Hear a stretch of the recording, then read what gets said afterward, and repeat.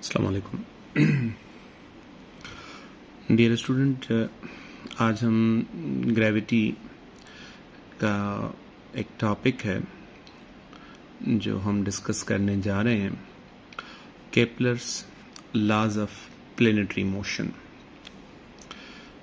Planet हम किस चीज़ को नाम देते हैं? कोई एक ऐसी चीज़ जो किसी स्टार के चारों तरफ चक्कर काटे, लेकिन जो चक्कर काटती है चीज़, ये साइज़ में भी इसकी डेफिनेशन है। कोई बड़ा ऑब्जेक्ट हो, कोई छोटा ऑब्जेक्ट सूरज के चारों तरफ इर्द गिर्द ना घूमे, उसको नाम हम अलहदा देते हैं एस्ट्रॉइड्स। बाकी जो एक नाम आ जाता है planet, heavenly body which revolves around the sun. तो प्लैनेट किस तरह से मूव करते हैं, इसका एक्चुअली आइडिया क्या है? तो पहले इनके ऊपर जो बात आ जाती है, केपलर्स लॉज के जो मतलब प्रिंसिपल्स हैं, वो थोड़ा सा डिस्कस कर लें। इसके बाद आगे चलकर जो न्यूटन का यूनिवर्सल ग्रेविटेशनल लॉ है, उसके ऊपर हम डिस्कस करेंगे। फर्स्ट लॉ जो है, टोटल हमारे पास 3 लॉज हैं केपलर्स लॉज के, वो आहिस्ता आहिस्ता हम पढ़ेंगे। फर्स्ट स्टेटमेंट है इसकी, जिसको हम लॉ ऑफ ऑर्बिट भी नाम देते हैं। According to Kepler's first law, each planet moves in an elliptical orbit with the sun at one focus. हमारे पास जो ज़मीन का प्लैनेट हम तस्वुर कर लें, अदर प्लैनेट्स की भी डिस्कशन नहीं कर रहे, सिर्फ अर्थ की बात कर लें, तो अर्थ सूरज के चारों तरफ वो इस तरह से नहीं घूमती कि सूरज बिल्कुल सेंटर पर हो और अर्थ जो है वो एक प्रॉपर सर्किल में रिवॉल्व करे, इस तरह से नहीं है। ऐसे शेप में अगर अर्थ रिवॉल्व करती तो शायद कुछ सीनारियो चेंज होता, हमारे मौसमों पर फ़र्क होता, दिन और रात पर कुछ फ़र्क होता, सीजन्स जो हैं ये चीज़ें कुछ चेंज हो जाती। लेकिन हमारे पास क्या है? हमारे पास जो अर्थ है, it revolves in an orbit which is elliptical in shape, and the sun should be at its one focus. अगर हम इस सर्किल की बात कर देते हैं तो इसका सेंटर एक है, फोकस एक है। लेकिन अगर हम एलिप्स की बात करते हैं तो यहाँ पर इनके 2 फोकस बन जाते हैं। अब इन 2 फोकस पर में से किसी भी एक फोकस पर जो सन है, स्टार है किसी भी सोलर सिस्टम का, वो एक सेंटर पर होगा।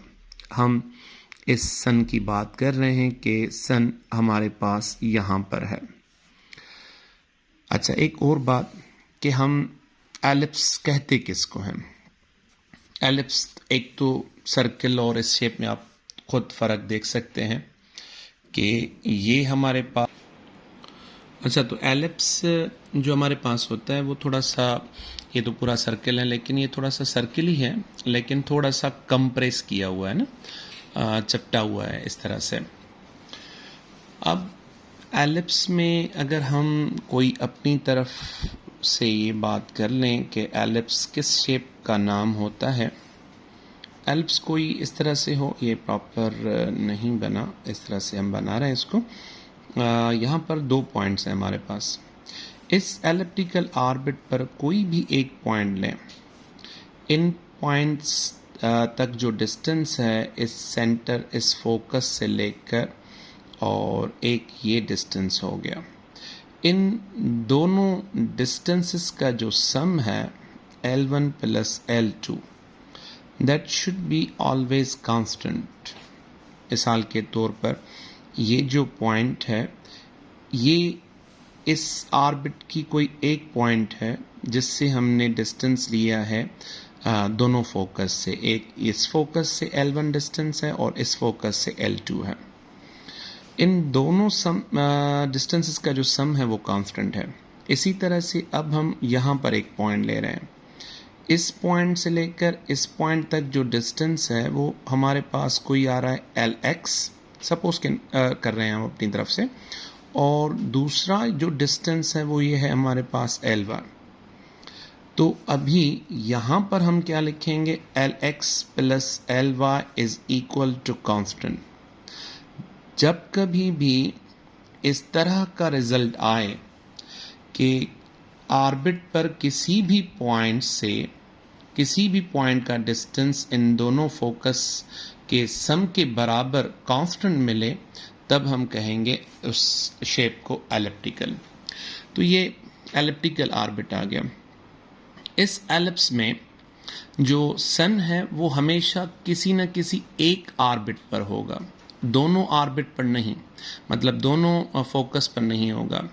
तो जो फर्स्ट लॉ है वो इस तरह से हमें बताया जा रहा है कि जो प्लैनेट्स हैं वो रिवॉल्व करेंगे सूरज के चारों तरफ, उनके लिए ज़रूरी है कि वो एक एलिप्टिकल ऑर्बिट ऑन करें, और इसके बाद जो सन है वो किसी एक फोकस पर होगा, बिल्कुल एक सेंट्रल पॉइंट पर नहीं होगा।